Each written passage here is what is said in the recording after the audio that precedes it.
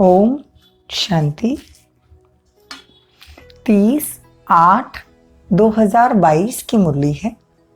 ज्ञान के सागर, आनंद के सागर शिव परमात्मा कहते हैं, मीठे बच्चे, तुम्हें अब लाइट हाउस बनना है। तुम्हारी एक आंख में मुक्ति धाम और दूसरी आंख में जीवन मुक्ति धाम है। तुम सबको रास्ता बताते रहो। क्या कहते बाबा? तुम सबको रास्ता बताते रहो। प्रश्न है, अविनाशी पद का खाता जमा होता रहे, उसकी विधि क्या है? उत्तर है, सदा बुद्धि में स्वदर्शन चक्र फिरता रहे। चलते फिरते अपना शांति धाम और सुखधाम याद करते रहो। एक तरफ विकर्म विनाश होते रहेंगे और दूसरी तरफ अविनाशी पद का खाता जमा हो जाएगा। बाप कहते हैं, तुमको लाइट हाउस बनना है। एक आंख में शांति धाम, दूसरी आंख में सुख धाम। बहुत बड़ी बात बाबा ने आज कही है। अविनाशी पद, जिसका विनाश नहीं हो सकता, वो पद का, उसका खाता जमा करना है। तो क्या करें? बस स्वदर्शन चक्र घुमाओ कि मैं आत्मा, फिर मैं आत्मा सतयुग में देवी थी, फिर मैं आत्मा द्वापर युग में मेरी मूर्तियों की पूजा शुरू हो गई, फिर मैं आत्मा अभी संगम युग पर ब्रह्म कुमारीज बनी हूँ, बाबा से ज्ञान ले रही हूँ, योग कर रही हूँ, फिर मैं फरिश्ता बनकर उड़कर पूरे विश्व की सेवा कर रही हूँ। बाबा कहते हैं, ऐसे अगर तुम रत्नों का मंथन करेंगे और सुदर्शन चक्र घुमाएंगे तो क्या होगा? तुम्हारा अविनाशी पद की तुमको प्राप्ति हो जाएगी। बहुत सहज है, उसकी विधि आज बाबा ने बताई। गीत है, जाग सजनिया जाग। ओम शांति। मीठे मीठे बच्चों ने मीठा मीठा गीत सुना। अब जो गाने वाले हैं वो जो जरूर कोई फिल्म के होंगे। ज्ञान के बारे में तो, देवताओं के बारे में, परमात्मा के बारे में कुछ भी नहीं जानते। वो तो उल्टा ही गाते हैं। इसको कहा ही जाता है उल्टी दुनिया। अब अल्लाह बैठ समझाते हैं कि बच्चे, यह गीत जो बनाया है वो क्या है? जाग सजनिया जाग। इसके बारे में बाबा ने बताया कि हम आत्माएं, परमात्मा आकर हमको जगाते हैं कि जाग सजनिया जाग, और कहते हैं सारी दुनिया की सजनियों के लिए, जाग सजनिया। सजनिया, अब नया युग आया कि आया। बाबा हम बच्चों को कहते हैं कि बच्चे, अभी नया युग आया कि आया। बाबा कहते हैं, वास्तव में जो भी मनुष्य मात्र है, सबका पाठ अलग अलग है। आत्मा शरीर धारण कर पाठ बजाती है। ऐसे ही थोड़ी कह देंगे कि सब में भगवान है। दुनिया वाले कहते हैं ना कि भगवान सर्वव्यापी है, तो बाबा कहते हैं सब गलत बात है। भगवान क्या एक दूसरे के साथ झगड़ा करेंगे क्या? सब में अगर भगवान है, मेरे में भगवान, आप में भगवान, अगर हम झगड़ा करते हैं तो भगवान क्या झगड़ा करेंगे? बाबा कहते 100%, 100% अंधश्रद्धा है। बाबा कहते हैं कि मैं सर्वव्यापी नहीं हूँ। बाबा कहते हैं, मैं तुमको सतयुग में लेके जाता हूँ। अभी ये पाप आत्माओं की दुनिया है। तुमको यहाँ से छुड़ाए दुखधाम से सुखधाम में लेके जाता हूँ, बहिष्ठ में लेके जाता हूँ। और सुखधाम में तो अथाह धन होगा, जो मंदिरों से भी अभी लूट के जा रहे हैं। तो सोचो, जिसने मंदिर बनाया होगा वो कितना धनवान होंगे। देखो, और हम सतयुग में हम आत्माएं, तो फिर सुनो कितने तकदीरवान कि बाबा कहते हैं कि जितना तुम मुझे याद करोगे तुम सतयुग में जाओगे। तो सतयुग में तो कितना सोना होगा। अगर मंदिर द्वापार में बने, बनाने वाला अगर इतना धनवान है, तो सतयुग में कितना अथाह धन होगा। कहते ना, सोने की द्वारिका दिखाते हैं। कहते समुद्र से नीचे चली गई और फिर ऊपर आई। लेकिन बाबा कहते ड्रामा का चक्र फिरता है, तो सतयुग नीचे चला जाता है, कलयुग ऊपर आ जाता है। अब कलयुग ऊपर है, सतयुग नीचे है, तो ये चक्र फिरता है। ये चक्र का ज्ञान अभी तुम बच्चों को है। चक्र भी बहुत लोग बनाते हैं, परंतु आयु का किसी को पता नहीं। चक्र की आयु, सतयुग त्रेता द्वापर कलयुग की आयु के बारे में किसी को पता नहीं। बाबा कहते हैं कि चक्र कैसा है? सत्ययुग 1250 वर्ष, त्रेता 1250 वर्ष, द्वापर 1250 और कलयुग भी 1250। 1250, 1250, ढाई, 1250, 1250, ढाई, मतलब ढाई और ढाई 5000 साल का चक्र है।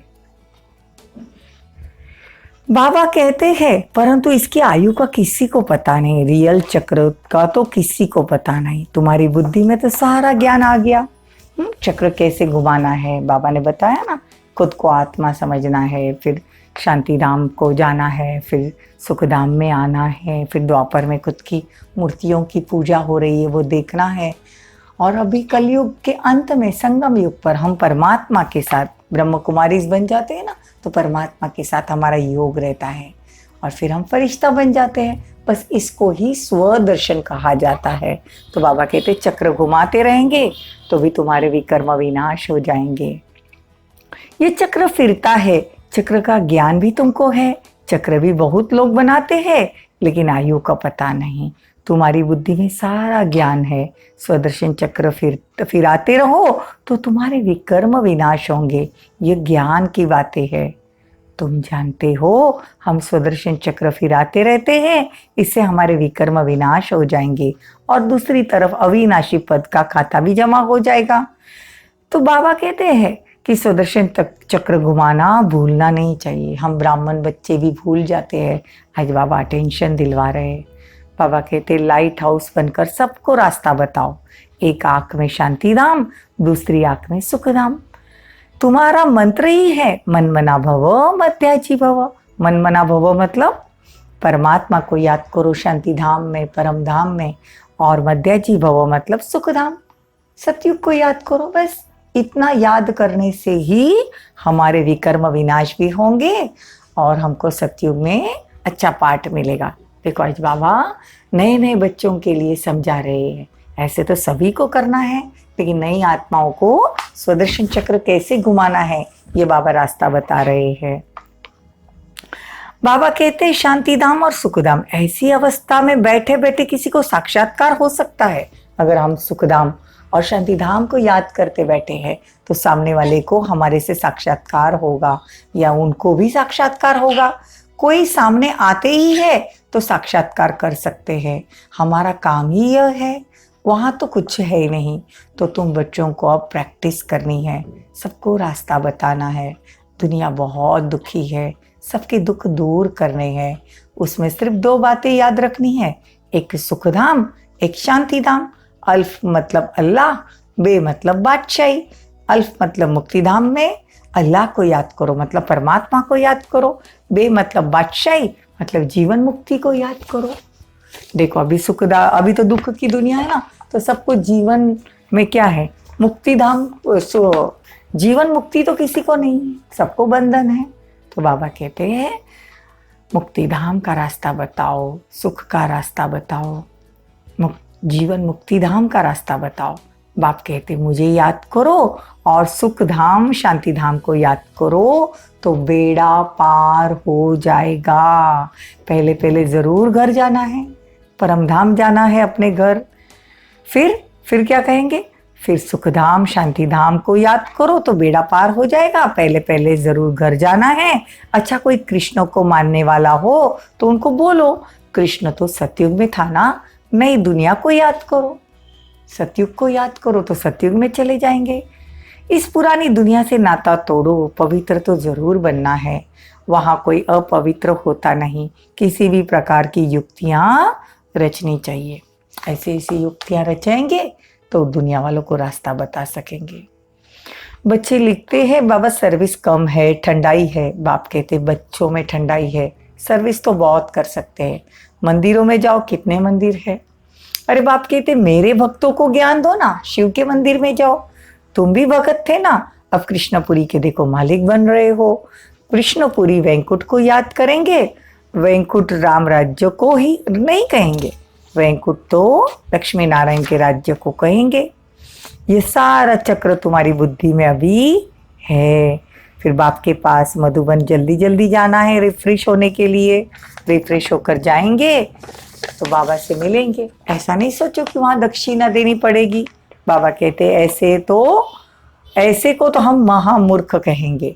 बाबा तो दाता है, देने का ख्याल कभी नहीं करना कि हम कभी दीदी के हाथ में या सेंटर में ये कुछ देते या मधुबन में जाते हैं तो हम देते हैं। हम अपने लिए इंश्योर करते हैं, मतलब कोई आत्मा को ऐसा नहीं लगे कि मैंने यहाँ पे दक्षिणा दी या मुझे दीदी के हाथ में कुछ देना पड़ा। आज देखो बाबा क्लियर कर रहे हैं, यहाँ सर्विसेबल बच्चों को ही रिफ्रेश होना है। तुम बच्चे आते हो बाबा के पास, ऐसे नहीं कि कोई साधु महात्मा के पास आते हो दक्षिणा देनी है, कभी ऐसे ख्याल नहीं करना। बच्चियां आती है तो उन्हों के पास पैसे है क्या? उनको तो सब कुछ सर्विस स्थान पर मिलता है। जिनको अपना भाग्य बनाना होता है वो अपना पुरुषार्थ करते हैं, बाकी तो सब है बहाने। नौकरी है, यह है छुट्टी मिल सकती है, यह है नौकरी है, यह है ऐसा नहीं, छुट्टी मिल सकती है, कोई भी कारण बताए छुट्टी ले सकते हो।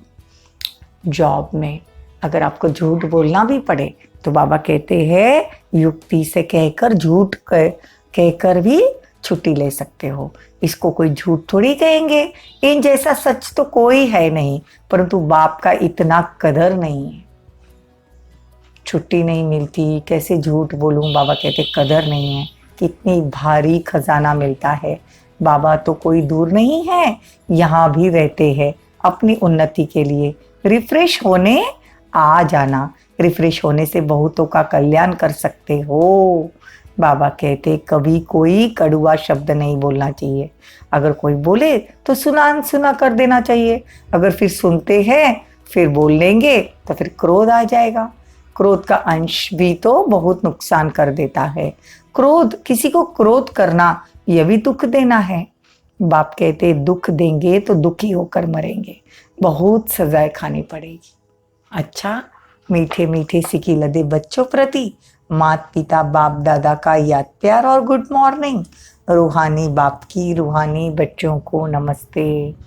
हम रूहानी बच्चों की रूहानी माता पिता बाप दादा को याद प्यार, गुड मॉर्निंग, नमस्ते, थैंक यू, बहुत बहुत शुक्रिया। धारणा के लिए मुख्य सार, बाप का वो पढ़ाई का कदर रखना, समय प्रति समय सब स्वयं को रिफ्रेश करने की युक्तियां निकालनी है, बहुतों के कल्याण के निमित्त बनना है, आपस में ज्ञान की ही बातें करनी है, क्रोध का अंश भी निकाल देना है।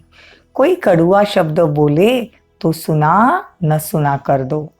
वरदान, परवश आत्माओं को रहम की शीतल जल द्वारा वरदान देने वाले वरदानी मूर्त भव। परवश आत्माएं, कोई क्रोध करने वाली है, कोई गुस्सा करने वाली है, परवश है ना, अपने वो उसके वश है, क्रोध के वश है, ऐसी आत्माओं को रहम के शीतल जल द्वारा वरदान देने वाले वरदानी मूर्त भव। यदि कोई क्रोध की अग्नि में जलता हुआ आपके सामने आए तो उसे परवश समझ अपने रहम के शीतल जल द्वारा वरदान दो। तेल के छींटे नहीं डालो। अगर किसी के प्रति क्रोध की भावना भी रखी तो तेल के छींटे डाले। इसलिए वरदानी मूर्त बन सहनशीलता की शक्ति धारण करो। सहनशीलता की शक्ति का वरदान दो। जब अभी चैतन्य में यह संस्कार भरे तब जड़ चित्रों द्वारा वरदानी मूर्त बनेंगे। वरदानी मूर्त कैसे बनेंगे? अगर दिल में ये संस्कार पक्का हो जाए आत्मा में, तो फिर हमारी जो मंदिरों में मूर्तियां हैं उससे हमारे जड़ चित्रों से वरदान निकलेंगे। स्लोगन, परमात्मा मिलन मेले की मौज में रहो तो माया के झमेले समाप्त हो जाएंगे। ओम शांति, ओम शांति।